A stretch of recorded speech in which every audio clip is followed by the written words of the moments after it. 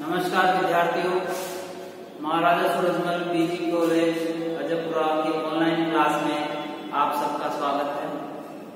आज हम पढ़ेंगे बीए द्वितीय वर्ष के प्रथम प्रश्न पत्र रीतिकालीन काव्य संग्रह और उसमें हमारा टॉपिक है पद्माकर के कुछ पदों का हम अध्ययन करेंगे, व्याख्या करेंगे। पद्माकर कवि रीतिबद्ध कवि रीतिकाल में, जैसे कि मैंने पहले पढ़ाया कि रीतिकालीन जो कवि हैं उनको विद्वानों ने 3 प्रकार की कवियों की श्रेणी में बांटा है: रीतिबद्ध, रीतिसिद्ध व रीतिबद्ध। रीतिबद्ध कवि वे कहलाए जिन्होंने अपने साहित्य में रीतियों को महत्व दिया, लक्षण ग्रंथों की रचना की और अपने जो रचनाएं थी उनसे एक अलग रचनाएं प्रस्तुत की। उनमें छंद, अलंकार, काव्य गुण, दोष, शब्द शक्ति आदि का वर्णन दिया। वे रीतिबद्ध कवि कहलाए। पद्माकर जी भी रीतिबद्ध कवि हैं, जिन्होंने जगत विनोद पद्मभरण नामक रचनाएं की हैं, जो रीतिबद्ध रचनाएं हैं। आज हम जो हमारे सिलेबस में है वे कुछ पद पढ़ेंगे। पदों में पद्माकर जी ने वसंत ऋतु का बहुत ही आकर्षक और सुंदर वर्णन किया है। आइए देखते हैं। सबसे पहला पद देखते हैं, जिसमें पद्माकर जी ने वसंत ऋतु का वर्णन किया है और प्रकृति पर उसका किस प्रकार प्रभाव पड़ता है वो इसमें बताया है। कूलन में, केलिन में, कछारन में, कुंजन में। यहाँ पर रीतिबद्ध कवि पद्माकर जी वसंत ऋतु का वर्णन करते हुए कहते हैं कि कूलन में अर्थात किनारों में, केलिन कूलन में, केलिन में, कछारन में, जो नदी के आसपास का जो भाग होता है उसको बोलते हैं कछारन। केलिन, कुंजन में, कुंज लताओं में, क्यारिन में, क्यारियों में, कलिन कलिन किलकत है, कलिन कलिन किलकत है। प्रत्येक कली, हर कली प्रसन्नचित है। किलकंत, किलकना, प्रसन्न होना, किलकारियां। कूलन में, केलिन में, कछारन में, कुंजन में, नदी के आसपास वाला भूभाग उसको बोलते हैं कछारन। क्यारिन में, क्यारियों में, कलिन कली किलकत है। प्रत्येक कली खिल उठी है, प्रसन्न दिखाई दे रही है, अर्थात खिल उठी है। कहे पद्माकर, तो पद्माकर कवि कह रहे हैं परागण में, जो पौधों में परागण है उनमें भी बसंत का आना प्रतीत हो रहा है। पौधों में और पवन में, पानन में, पत्तों में, पिकन में अर्थात मोर की मधुर ध्वनियों में, पलासन पंगत में, पलास पेड़ों की कतारों में, द्वार में, दिशान में, प्रत्येक द्वार पर, दिशाओं में, दुनि में, दुनिया में अर्थात दुनिया में, देश देशन में और देश विदेश, देश देश में। देखो दीप दीपन में और देखो दीप दीपन में। प्रत्येक टापू में, दीप का मतलब टापू भी होता है, दीपक भी होता है। प्रत्येक दीप दीपन में, प्रत्येक टापुओं पर दीपत दिगंत है, दीपत दिगंत है। दिशाओं की जो अंतिम छोर है वो भी दीपत, दिशाओं की अंतिम छोर भी प्रकाशमान है, अर्थात चारों तरफ बसंत का आगमन हो चुका है, बसंत का प्रभाव छा चुका है। दिशाओं में, आकाश में, अंतरिक्ष में, पृथ्वी पर हर जगह बसंत ऋतु का प्रभाव दिखाई दे रहा है। विभिन्न में अर्थात गलियों में, ब्रज में, पूरे ब्रज में, नव बेलिन में, नव वधुओं में, बेलिन में, लताओं में, बनन में, बागन में, बगरो बसंत, वन और बाग, वनों में और बागों में बगरो अर्थात विकसित हो रहा है, प्रभावित हो रहा है, अपना प्रभाव छोड़ रहा है, बसंत है। और हर जगह ब्रज की गलियों में, नव विवाहिताओं में, नव वधुओं में, लताओं में, वनों और बागों में चारों तरफ केवल और केवल बसंत ऋतु का ही प्रभाव दिखाई दे रहा है, बग रहा है अर्थात विकसित हो रहा है। एक बार और देख लेते हैं इसको।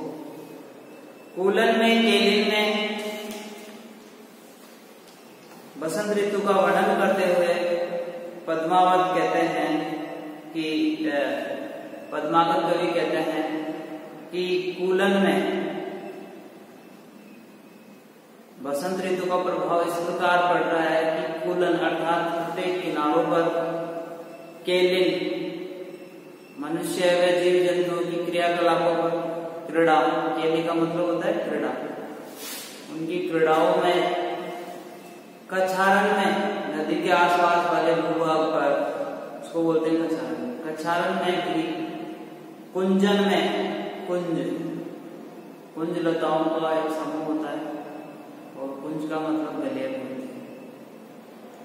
कुंजन में, प्रत्येक कुंज लताओं में, क्यारिन में, खेतों की क्यारियों में, कलिन किलकत है, प्रत्येक कली अपनी प्रसन्नता व्यक्त कर रही है, किलकारी मार रही है, उस बसंत ऋतु का स्वागत कर रही है, विकसित हो रही है प्रत्येक कली। कहे पद्माकर परागण में, और पद्माकर कवि कह रहे हैं कि प्रत्येक परागकण में, पिकन में अर्थात मोर की मधुर ध्वनि में, पौनहू में, और पवन में अर्थात वायु में, द्वार में, प्रत्येक द्वार पर, दिशान में, दिशाओं में, दुनी में, देश देशन में, दुनिया में और देश देश में, देखो दीप दीपन में, और हे संसार के मनुष्यों देखो कि प्रत्येक दीप दीपन में, प्रत्येक टापू पर भी इसका प्रभाव दिखाई दे रहा है बसंत ऋतु का।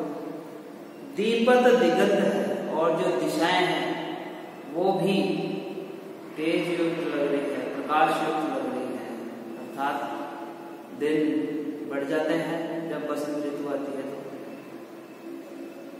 विभिन्न में, ब्रज में, गलियों में, ब्रज में, नव बेलिन में, नव विवाहिताओं में, नव वधुओं में, बेलिन में, लताओं में, बनन में, बागन में, वन व बागों में,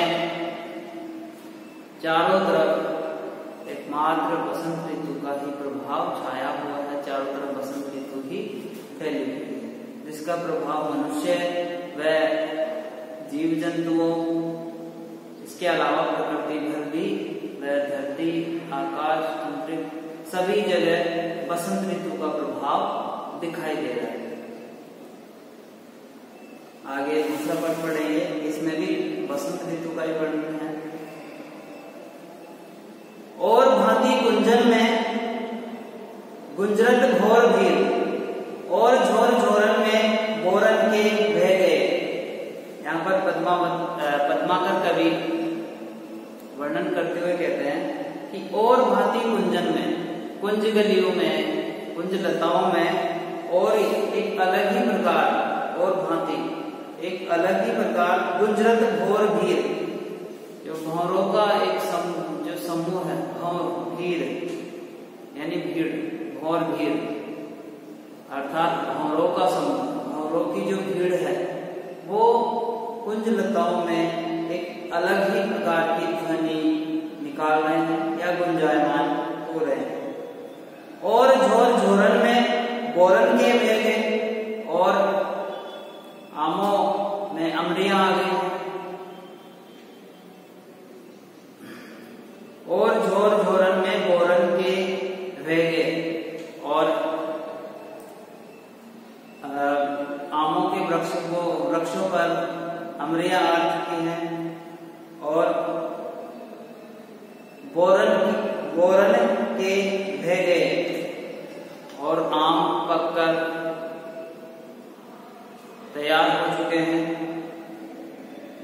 कहे पद्माकर सु और भांति गलियां, और पद्माकर कवि कह रहे हैं कि सु और भांति गलियां, और ब्रज की जो गलियां हैं उनमें भी एक अलग ही प्रकार का उत्साह दिखाई दे रहा है। छलिया छबीले छैल और छवि छवे गए, और गलियों में बसंत ऋतु के प्रभाव के कारण गलियों में छैल छबीले नवयुवक घूम रहे हैं, और उनके घूमने से उनकी जो सौंदर्य की जो झलक है वो छवि छवे गए। उनकी जो छवि है, उनका सौंदर्य है, वो उन गलियों में फैला हुआ है। उन छैल छबीलों जो नवयुवक हैं वे गलियों में घूम रहे हैं, उनकी छवि की चारों तरफ दिखाई दे रही है। और भांति विहंग समाज में आवाज हो, और भांति और एक अलग ही प्रकार की आवाज हो रही है विहंग समाज अर्थात पक्षी समाज में या पक्षियों के समूह में एक अलग ही प्रकार की ध्वनि सुनाई दे रही है। गुंजान ध्वनि सुनाई दे रही है पक्षियों की अलग ही प्रकार की। ऐसे ऋतुराज के न आज दिन ले गए, और ऐसे ऋतुराज जो सभी पर अपना प्रभाव छोड़ते हैं, ऐसे ऋतुराज ऋतुओं के राजा बसंत ऋतु का आगमन अभी हुआ है। द्वे आज दिन द्वे गए, और आज 2 दिन ही गए हैं कि और रस सभी में अलग ही प्रकार का एक आनंद दिखाई दे रहा है, और रीति उनमें एक अलग ही रीति, उनमें एक अलग ही उत्साह परंपरा दिखाई दे रही है। और राग और उनमें एक अलग ही राग दिखाई दे रहा है। ओरे रंग, और उनका रंग भी इस बसंत ऋतु की वजह से निखर रहा है, उनका अलग ही रंग दिखाई दे रहा है। ओरे तन, और तन में भी अलग ही तरह का उमंग उत्साह दिखाई दे रहा है। ओरे मन, और इस बसंत ऋतु में अलग ही प्रकार का एक मन हो रहा है। और वन बह गए, और चारों तरफ जो वन है वे भी खिलकर तैयार हो गए, वन तैयार हो गए, बसंत ऋतु से खिल उठे। अर्थात जब बसंत ऋतु का आगमन, कवि यहाँ पर ये कहना चाह रहा है कि बसंत ऋतु का आगमन ये अभी 2 दिन ही गए हैं, और सभी का एक अलग उमंग उत्साह दिखाई दे रहा है। उनमें अलग ही शरीर दिखाई दे रहा है, अलग ही मन दिखाई दे रहा है, अलग विचार दिखाई दे रहे हैं, अलग अलग उनमें क्रियाकलाप, रस, आनंद और क्रीड़ाएं का आनंद ले रहे हैं, और उनकी प्रसन्नता एक अलग ही दिखाई दे रही है। और वनों में भी एक अलग ही खिली हुई प्रकृति दिखाई दे रही है। और अभी तो 2 दिन ही हुए हैं, आगे जाके पता नहीं कितना प्रभाव ये बसंत ऋतु मनुष्य व प्रकृति पर अपना प्रभाव छोड़ेगी, डालेगी। कवि ने इसमें बसंत ऋतु का उद्दीपन रूप में वर्णन किया है, और जो मनुष्य का इस पर प्रभाव पड़ता है वो इसमें दर्शाया है, बताया है। एक बार और देख लेते हैं इसको। और भांति कुंजन में गुंजरत और भी, और झोर झोरन में बोरन के भेगे। और भांति कुंजन में, कुंज लताओं में एक अलग ही प्रकार का उत्साह दिखाई दे रहा है। कुंजन में गुजरत भोर भीड़, और कुंज लताओं में जो भंवरों की भीड़ या समूह मंडरा रहे हैं, गुंजायमान हो रहे हैं, उनकी ध्वनि एक अलग ही आभास छोड़ रही है, एक अलग ही प्रभाव छोड़ रही है, अलग ही प्रकार की उनमें उमंग उत्साह दिखाई दे रहा है। और झोरन झोरन में, और बागों में, अमरिया में बगर आ गए हैं, उनमें मंजरियां आ गई हैं। मंजरियां आकर बोरन के भेगे, वे पककर बोर के समान पक चुके हैं, अर्थात आमों के बोर आ गए, अर्थात आम जो पक कहे पद्माकर सु और भांति गलियां। और पद्माकर कवि ये कह रहे हैं कि जो ब्रज की जो गलियां हैं वो भी उनमें भी अलग उमंग और उत्साह दिखाई दे रहा है। छलिया छबीले, वहां पर छलिया और छबीले नवयुग, छेद और छवि छबेले, वहां पर गलियों में जो नवयुग छेद छबीले हैं, नवयुग जो आकर्षक व्यक्तित्व वाले, आकर्षक सौंदर्य से युक्त जो वहां पर छह छबीले घूम रहे हैं, उनका सौंदर्य ही ब्रज की गलियों में छाया गया है।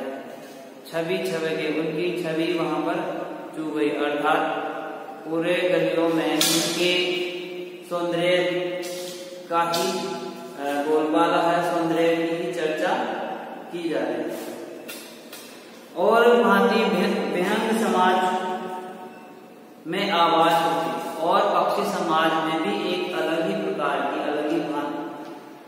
अलग ही भांति